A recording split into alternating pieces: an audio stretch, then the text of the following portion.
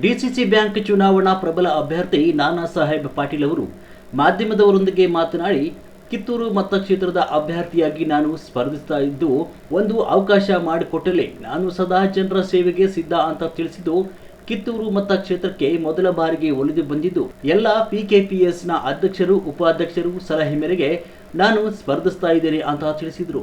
ವರದಿಗಾರರು Rudrappa, Hubballi. Sir, DCC ಬ್ಯಾಂಕಿನ ಚುನಾವಣೆ ತಾವು ಕೂಡ ಅಭ್ಯರ್ಥಿಯಾಗಿ ನಿಂತಿದ್ದೀರಿ. ತಾವು ಕೂಡ ಏನು ಹೇಳಕ್ಕೆ ಇಷ್ಟಪಡ್ತೀರಿ ಸರ್? ಮೊಟ್ಟ ಮೊದಲಿಗೆ ಕಿತ್ತೂರು ಹಾಗೂ ಬೈಲಹೊಂಗಲ ಈ ಎರಡು ಕ್ಷೇತ್ರ ವಿಂಗಡಣೆ ಆಗ್ಯಾವ ಈ ಸಲ. ಮೊದಲ ಬಾರಿಗೆ ಅವಕಾಶ ಸಿಕ್ಕತಿ ಈ ಕಡೆ ಕಿತ್ತೂರು ಸೈಡ. ಇಷ್ಟು ದಿವಸ ಪ್ರಬಲ ಅಭ್ಯರ್ಥಿಗಳು ಇಲ್ಲದಕ್ಕೂ ಏನು ಒಬ್ಬರ ವಿಶ್ವಾಸ ಇದ್ದಕ್ಕೂ ಹಂಗೆ ಯಾವುದು ಒಮ್ಮೆ ಇಲೆಕ್ಷನ್ ಆಗುಲೇ ಅನ್ನಪೂಸಕೋತ ಹೋಗೈತಿ.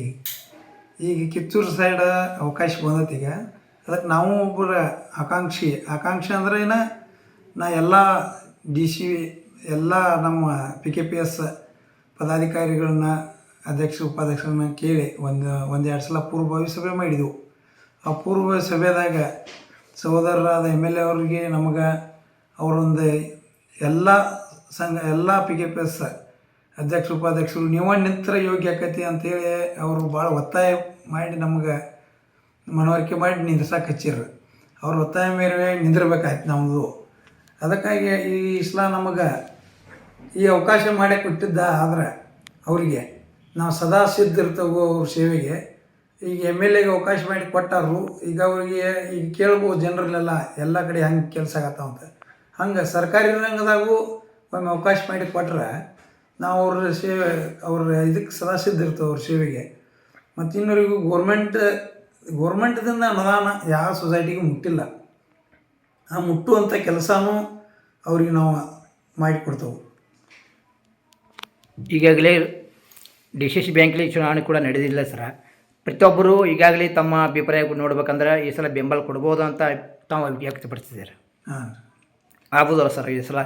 ಆಗೋದು 100% ಆಗತ್ತೆ. ಓಕೆ. ಈಗಾಗಲೇ ಮೊನ್ನೆ ನೀವು ಇದೊಂದು ಚರ್ಚೆ ಕೂಡ ಮಾಡಿದ್ರಿ ಅಂತ ಹೇಳಿದ್ರಿ. ನಿಮ್ಮ ಬೆಂಬಲವಾಗಿ ಎಷ್ಟು ಜನ ಇರ್ಬೋದು ಸರ್? ಈಗ ನಮ್ಮದು ಮೆಜಾರಿಟಿ ಆಗೋಷ್ಟು ಜನ ನಮ್ಮಲ್ಲಿ ಐತಿ. ನಾವು ಮೊದಲಾದ್ರು ಇಲೆಕ್ಷನ್ ಮಾಡ್ಯವು. ಹಾಂ ಸರ್. ಇಷ್ಟ ಅಂಕಿ ಸುಳ್ಳು ಹೇಳಬಾರ್ದು. ಹಾಂ ಸರ್. ಪ್ರಾಮಾಣಿಕವಾಗಿ ನಮ್ಮದು ಮೆಜಾರಿಟಿ ಆಗುವಷ್ಟು ನಮ್ಮಲ್ಲಿ ಐತಿ. ಅದಕ್ಕೆ ನಮಗೆ ಜಿಲ್ಲಾ ಮಂತ್ರಿಗಳಾದ ಸನ್ಮಾನ್ಯ ಸತೀಶಣ್ಣ ಜಾರಕಿಹೊಳಿ ಸಾಹೇಬರು ಮಾರ್ಗದರ್ಶನದಾಗ ಹಾಗೂ MLA ಅವರ ಮಾರ್ಗದರ್ಶನದಾಗ ನಾವು ಅವ್ರ ನೇತೃತ್ವದಾಗ ಇದನ್ನ ಇಲೆಕ್ಷನ್ ಮಾಡ್ತೇವೆ. ಒಟ್ಟಾರೆಯಾಗಿ ಈ ಸಲ ತಮ್ಮ ಏದಂತ ಬೆಂಬಲ ಕೊಟ್ಟರೆ ತಮ್ಮ ಅವರ ಬೆಂಬಲಿಗೆ ಕೊಟ್ಟಂಥ ವಿಶ್ವಾಸಕ್ಕೆ ಅವರಿಗೆ ಚುನಾವಣೆಯಾಗಿ ಅವರು ಸೇವೆ ಸಲ್ಲಿಸ್ತೇವೆ ಅಂತ ಹೇಳ್ತಾ ಇದ್ದಾರೆ. ಹೌದು, ಎಲ್ಲ PKPS ಕಾರ್ಯದರ್ಶಿಗಳು, ಅಧ್ಯಕ್ಷರು, ಉಪಾಧ್ಯಕ್ಷ ಸದಸ್ಯರು ಅವ್ರಿಗೆಲ್ಲರಿಗೂ ನಮ್ಮ ಮನೆ ಬಂದದ ಮೀಟಿಂಗ್ಗೆ ಅವ್ರಿಗೆ ಅಭಿನಂದನೆ ಸಲ್ಲಿಸ್ತೀನಿ. ಮತ್ತು ನಮಗೆ ಇಲ್ಲಿ ನಮ್ಮ ಮತಕ್ಕೆ ಅವ್ರನ್ನ ಕೈ ಮುಗಿದು ಮತದಾರನಲ್ಲಿ ವಿನಂತಿನೂ ಮಾಡ್ಕೊಂಡು ಅವ್ರನ್ನ ಫೋಟೋ ಕೇಳ್ತೀನಿ. ಅವ್ರು ನಮಗೆ ನೆಕ್ಕಿ ನಾವು ಅಷ್ಟು ವಿಶ್ವಾಸ ಐತಿ ನಮ್ಮನ್ನ ಆರಿಸ್ತಿರ್ತಾರೆ ಅಂತೇಳಿ. ಆ ವಿಶ್ವಾಸ ಮ್ಯಾಗ ನಾವು ಇದಕ್ಕೆ ಕ್ಷೇತ್ರಕ್ಕೆ ನಾವು ಸ್ಪರ್ಧೆ ಮಾಡೋದು. ಇಲೆಕ್ಷನ್ ಅಂತ ಗ್ಯಾರಂಟಿ ಸರ್? 100% ಇಲೆಕ್ಷನ್ ಆಗೋದು ಸರ್? ಆಕತಿ. ಇದು ಒಂದು ವೇಳೆ ಹಂಗೆ ಜಿಲ್ಲಾ ಲೆವೆಲ್ದಾಗ ಎಲ್ಲ ಹಿರಿಯರು ಕೂಡಿ ಹ್ಞೂ ಸರ್ ಅವ್ರು ಏನು ನಿರ್ಣಯ ತಗೋತಾರಲ್ಲ ಹ್ಞೂ ರೀ, ಅದಕ್ಕೆ ಸತೀಶ್ ಜಾರಕಿಹೊಳಿ ಸಾಹೇಬರು ನಮ್ಮ ಸಹೋದರರು ಅವ್ರು ಏನು ನಿರ್ಣಯ ತಗೋತಾರ ಅದಕ್ಕೂ ಬಂದಿರ್ಬೇಕಾಗತ್ತೆ ನಾವು. ಓಕೆ. ಒಟ್ಟಾರೆ ಕಡೆಯದಾಗಿ ಏನು ಹೇಳೋಕ್ಕೆ ಇಷ್ಟಪಡ್ತೀರಂತ? ಕಡೆದಾಗಿ ಮತದಾರರಲ್ಲಿ ವಿನಂತಿ ಮಾಡ್ಕೋತೇವೆ. ಇಷ್ಟು ದಿವಸ ಏನೋ ಆಗಿದೆ, ಅವ್ರಿಗೆಲ್ಲರಿಗೂ ಚಾನ್ಸ್ ಕೊಟ್ಟಿರಿ. ಈ ಸಲ ನಮಗೂ ಒಂದು ಚಾನ್ಸ್ ಕೊಟ್ಟ ನಿಮ್ಮ ಸೇವೆ ಮಾಡೋಕ್ಕೆ ಅವಕಾಶ ಕೊಡ್ರಿ ಅಂತ ಕೈ ಮುಗಿದು ಕೇಳ್ಕೊತೀನಿ. ಎಷ್ಟನೇ ತಾರೀಕು ಐತೆ ಸರ್ ಇದು? ಅಕ್ಟೋಬರ್ 19ಕ್ಕೆ ಮತದಾನ ಐತ್ರಿ. ಹ್ಞೂ ರೀ. ಅಂದ ರಿಸಲ್ಟು ಐತ್ರಿ. ಅವತ್ತು ಎಲೆಕ್ಷನ್ ಅವತ್ತೇ ರಿಸಲ್ಟ್ ಐತೆ. Okay okay okay. ಎಷ್ಟು ಈಗ ಬರ್ತಾವೆ ಸರ್ ಅವು? 33 PKPS ಅದಾವು. ಹ್ಞೂ ರೀ. ಅದ್ರಾಗ ಯಾವ ಕಟ್ಬಾಕಿ ಇದ್ದದ್ದು 1-2 PKPS ಅದ್ರಾಗ ಮತದಾನ ಬರುವುದಿಲ್ಲ ನನ್ನ ಅಂದಾಜ. ಹ್ಞೂ ರೀ. 1 ಅಥವಾ 2 ಬರುವುದಿಲ್ಲ.